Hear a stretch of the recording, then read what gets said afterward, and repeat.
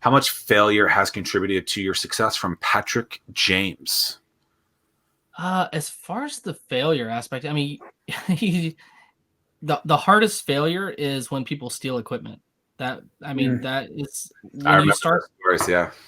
Yeah, so I was in the very first theft. I was actually in Hatch when this started, and it's a growing pain, and it's still a growing pain. And I was doing paper And someone, forms. it's not like someone broke into the place and stole something. Right. It's someone who rents and Yep. doesn't return Yep. is what theft is in this case. So this person rented, and nothing seemed shady about this person at all. And so they rented a camera and a lens and never came back. So I was able to track them down through social media and through phone numbers, and they made a lot of mistakes on their part, but I won't go too much in details about that. But I was able to track them down. I was actually there when they got arrested, which was about 6 months later, and to this day, I've received only a portion of the money that they owe me in restitution because they stopped paying.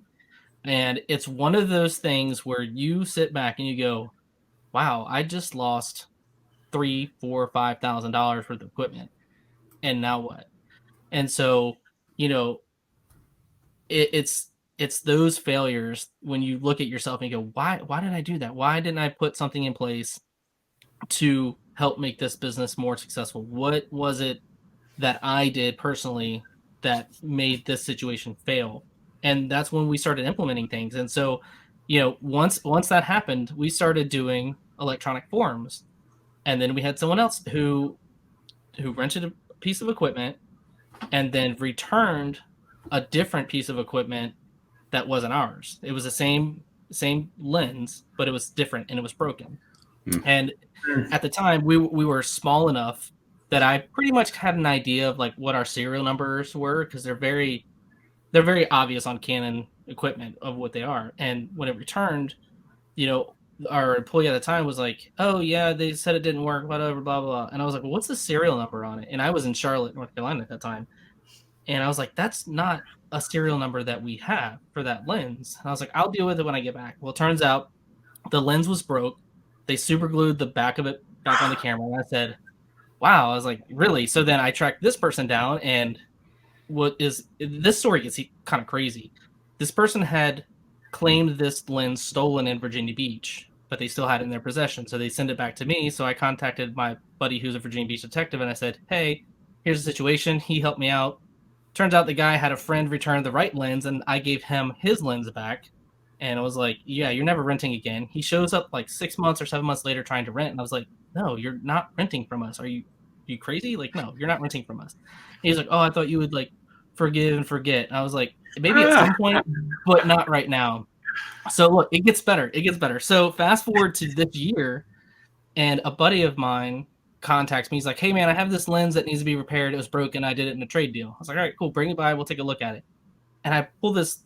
Lydia was in the office, and I had this lens. I was like, "Man, this reminds me of the guy who tried to swap out this lens for our lens for this broken one." I was like, "Wait a minute." I was like, "I'm gonna look up this serial number," and it's the same lens, so it comes full circle back.